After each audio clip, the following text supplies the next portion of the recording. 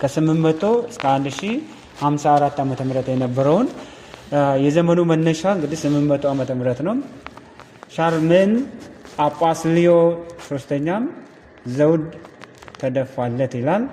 ስለዚህ ሻርልሜን የሚባለው ሰውዬ እዛኛው ክፍል ላይም አለ፣ እዚህ ዘመን ላይ መጥቷል። እሱ ምን እንዳደረገ እናያለን ማለት ነው። ይህ ክስተት የቅዱስ የሮም ግዛትን ወይም ሆሊ ሮማን ኢምፓየር መሰረት አለ። ከዛ የቤተ ክርስቲያንና የመንግስት ግንኙነት እጅግ የጠነከረበት ዘመን ነበረ። ስለዚህ ቤተ ክርስቲያን ከመንግስት ጋር ተሰራ እንደነበረ እንዳውም አንዳንድ ጊዜ የመንፈሳዊ ስራውን ትታ ፖለቲካውን ተሰራ እንደነበረ፣ ጳጳሳት ጦርንም ይመሩ እንደነበረ እናያለን ማለት ነው። የዘመኑ ዋና ባህሪያት ይሄ ዘመን በምንድን ነው የሚታወቀው? ከ800 እስከ 1054 ያለው እዚህ ጋር አንድ አራት ባህሪያት ተጠቅሰዋል። አንደኛም የሮም ግዛት መቋቋም፣ የቅዱስ ሮም ግዛት ተቋቋመ ይባላል። የጳጳሳት ስልጣን መጨመር፣ ጳጳስ ደግሞ ስልጣናቸው የመጨረሻ ከፍተኛ ደረጃ የደረሰበት ዘመን፣ የመነኮሳት እንቅስቃሴ መጠናከር፣ የምስራቅና የምዕራብ ቤተ ክርስቲያን መራራቅ፣ መጨረሻ የዚህ ዘመን መዝጊያ ላይ ደግሞ ታላቁ መለያየት፣ በጣም ተለያዩ ማለት ነው። ታላቁ መለያየት ተብሎ የሚታወቅ ዘመን ነው። ወይም 1054 ማለት ነው። ሻርልሜን ማን ነበር? 768 እስከ 814 ዓመተ ምህረት የፍራንኮች ንጉስ ነበረ። ስለዚህ ንጉስ ነው ሻርልሜን ማለት ነው። የአውሮፓ ታሪክ እጅግ ተጽዕኖ ያሳደረ፣ በአውሮፓ ታሪክ ላይ ተጽዕኖ ያሳደረ ትልቅ መሪ ነው። ማነው? እሱም ሻርልሜን ማለት ነው። እሺ ምንድነው ታዲያ ያበረከተው ስኬቶቹ? ይሄ መሪም ምንድነው እንደ ስኬት የሚቆጠርለት? ብዙ የአውሮፓ ግዛቶችን አንድ አደረገ። የተለያዩ ግዛቶች ነበሩ። ብዙ የአውሮፓ ግዛቶችን አንድ አደረገ። ክርስትናን በሰፊው አስፋፋ። ትምህርትንና ባህልን አበረታታ። ቤተ ክርስቲያንን ደገፈ። ስለዚህ ይሄ ሰውዬም ትልቅ ሰው ነው ማለት ነው። ግዛቶችን በጣም ብዙ ግዛቶችን አንድ አድርጓል። ክርስትናን አስፋፍቷል። ትምህርትን አበረታቷል። ቤተ ክርስቲያን እንድትሰፋ አድርጓል ማለት ነው። ካሮሊንግ ተሐድሶም የካሮሊያን ተሐድሶ ደግሞ ምንድን ነው ያደረገው? በዚሁ ሰውዬ ዘመን በሻርልሜን ዘመን የተጀመረ የትምህርትና የባህል እንቅስቃሴ ነው። ይሄ ተሐድሶም ይሄ ሰውዬ ምንድን ነው ያደረገው? ብዙ ግዛቶችን አንድ ከማድረግም አልፎ ትምህርትን በመደገፍ ባህል እንዲያድግ በማድረግ እንቅስቃሴ ጀምሯል። ይሄ እንቅስቃሴ ነው ይህም ካሮሊንግ ተሐድሶ ተብሎ የሚታወቀው ማለት ነው። ውጤቶቹ ምንድን ነው? የዚህ ተሐድሶ ውጤቶች ትምህርት ቤቶች ተከፈቱ። ብዙ ትምህርት ቤቶች ተከፈቱ። ትምህርት ቤቶች ካልተከፈቱ ትምህርት ስራ መሰራት ስለማይችል የመጽሐፍ ቅዱስ ቅጂዎች ተዘጋጁ። የላቲን ቋንቋ ተስፋፋ። የጥንት ጽሑፎች ተጠበቁ። የጥንት ጽሑፎች ፕሪዘርቭድ ሆነው እንዲቆዩ አደረገ ማለት ነው። ስለዚህ የዚህ ነገር አስፈላጊነት ምንድን ነው? ለኋላው የአውሮፓ የትምህርት እድገት መሰረት ጥሏል። ሰውዬ ለምን ብዙ ነገር አቆይቷል። ትምህርትን እያስፋፋ ነው። ትምህርት ቤቶች እየተከፈቱ ነው። የመጽሐፍ ቅዱስ ኮፒዎች በተለያየ ቋንቋ ለምሳሌ የላቲን ቋንቋ ተስፋፍቷል። ይህን ማድረግ ችሏል። ይሄ ደግሞ ኋላ ላይ ለመጣው መሰረትን እንደጣለ ያሳየናል ማለት ነው። ከዛ ስለ መነኮሳት ደግሞ ስናይ የመነኮሳት ተሐድሶ የክሉኒ ተሐድሶ የሚባለው አንዱ የመነኮሳት ተሐድሶ ነው። መነሻው 910 ዓመተ ምህረት ላይ ነው። 910 ዓመተ ምህረት ላይ ተጀመረ። ዓላማው ምን ነበርም?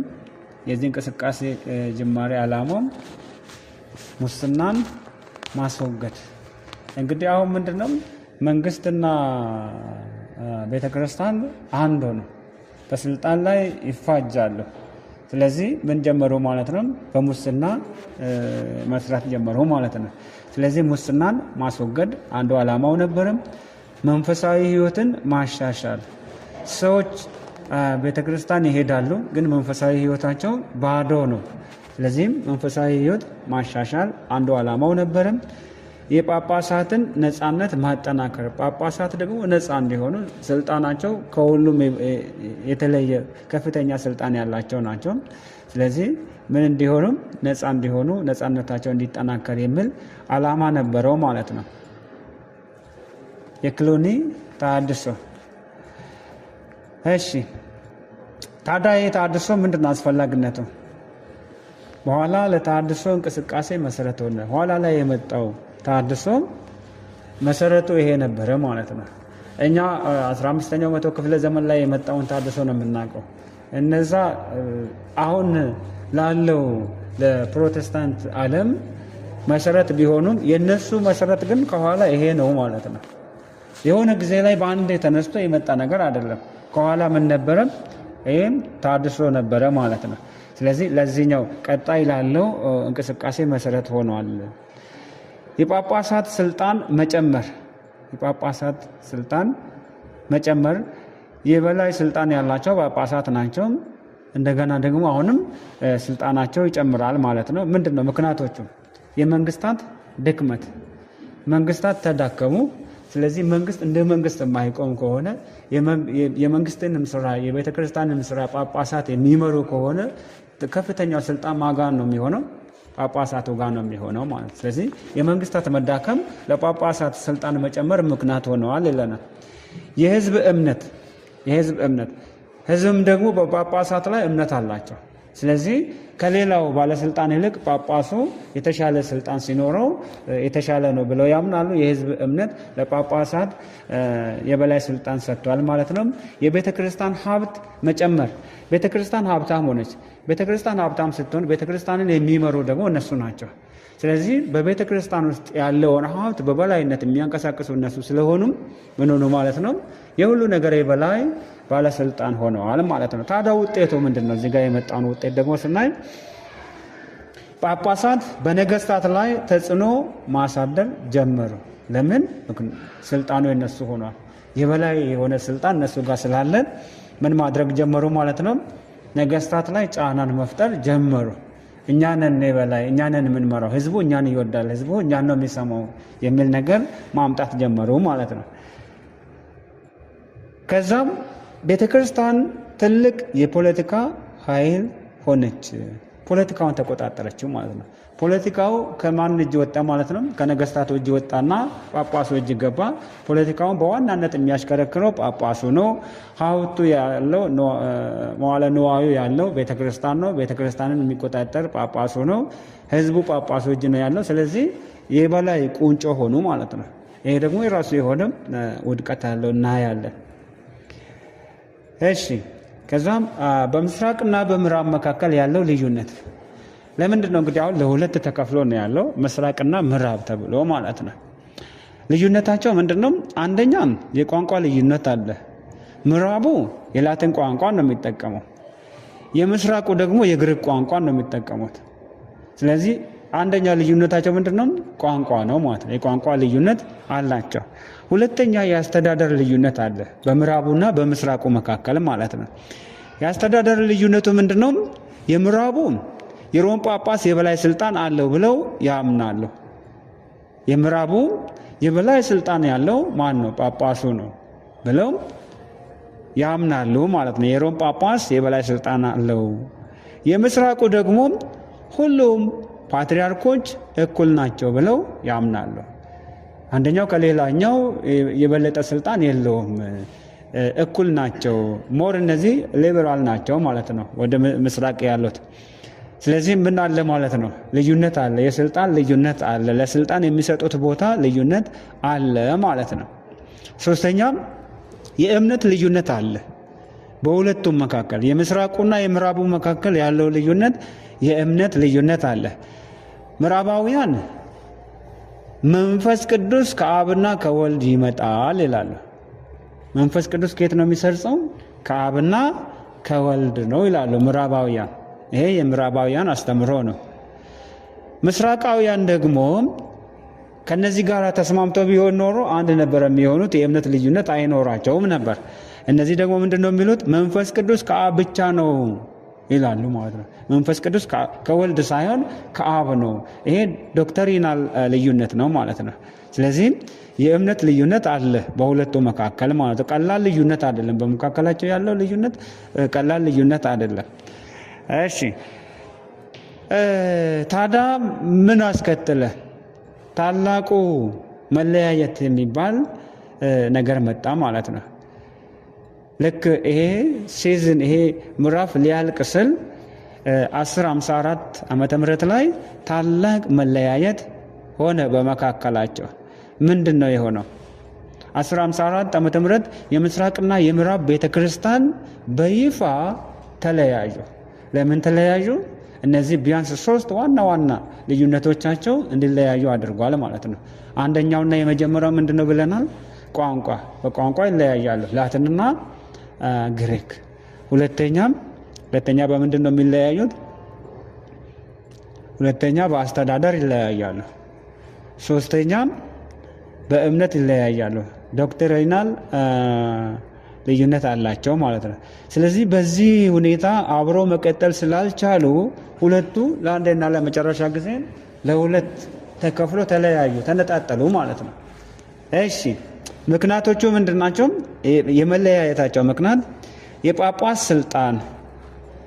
ምዕራቡ ምን ነበር የሚሉት? ጳጳሱ ከሁሉም በላይ የሆነ ስልጣን አለው ይላሉ። ምስራቆቹ ደግሞ በፓትሪያርኮች መካከል ያለ ስልጣን ልዩነት የለም፣ ሁሉም አንድ ናቸው ይላሉ። ስለዚህም የጳጳስ ስልጣን አንድ ምክንያት ሆኗል። የእምነት ልዩነት ቅድም እንዳልነው ሌላ ምክንያት ሆኗል፣ የክርክር ምክንያት ሆኗል። ባህልና ቋንቋ ላቲንና ላቲንና ግሪክ ማለት ነው። የፖለቲካ ግጭት ነበረባቸው። ስለዚህ እነዚህን እንዲለያዩ አድርጓቸዋል ማለት ነው። ውጤቶቹ ምንድን ናቸው? ውጤቶቹ እንግዲህ ምዕራብና ምስራቅ ሆነው ሲለያዩም ምዕራብ ላይ ያለውም የሮም ካቶሊክ ቤተክርስቲያን ሆነች ማለት ነው። ምዕራብ ላይ ያለችዋ አሁን ከዛ በፊት የምናውቀው እኛ ካቶሊክ የሚለው ዩኒቨርሳል ቸርች ነው ብለን አይደል ስንማር የነበረው። ዩኒቨርሳል የሚለውን እዛው ትተው አንድ ቦታ ላይ የተተከለች አንድ አጥቢያ ምን አደረጉ ማለት ነው? ካቶሊክ የሚል የሮም ካቶሊክ የሚል ስያሜን ሰጥተው ተቀመጡ። የምስራቁ ደግሞ ምን ሆነ ማለት ነው? የምስራቅ የኦርቶዶክስ ቤተክርስቲያን ሆነ ማለት ነው። ስለዚህ ምን ሆነ ማለት ነው? ኦርቶዶክስና ካቶሊክ ሆነ ማለት ነው። ስለዚህ ትልቅ ልዩነት ሆነው ላይታረቁ ተነጣጠሉ ማለት ነው። መቼም 1054 ላይ ማለት ነው። እሺ ይህን ዘመን እንደዚህ እናጠቃለሁ። ሻርልሜን ምንድነው ያለው? ሻርልሜን ምንድነው አስተዋጽኦ? የቅዱስ የሮም ግዛት መስራች ነበረ። ከዛም በፊት የነበረ ነው፣ መስራች ነበረ። ሌዮ ሶስተኛም ሻርልሜንን ንጉስ ነገስት አድርጎም የሾመው ነው። ፎቲየንስ የምስራቅ ቤተክርስቲያን መሪ ነው። ምስራቅ ላይ እንግዲህ የኦርቶዶክሱ ማለት ነው። ሚካኤል ሴሩላይስ 1054 ላይ ፓትርያርክ ሆኖ የተሾመ ነው ማለት ነው። እችን ምዕራፍ ስናጠቃልላት ምን ብለን ነው እናጠቃልለው? የቅዱስ የሮም ግዛት መመስረት፣ የጳጳሳት ስልጣን መጨመር፣ የክሉኒ ተሐድሶ መጀመር፣ የምስራቅና የምዕራብ መለያየት መራራቅ፣ እንዲሁም ደግሞ ታላቁ መለያየት መፈጸሙን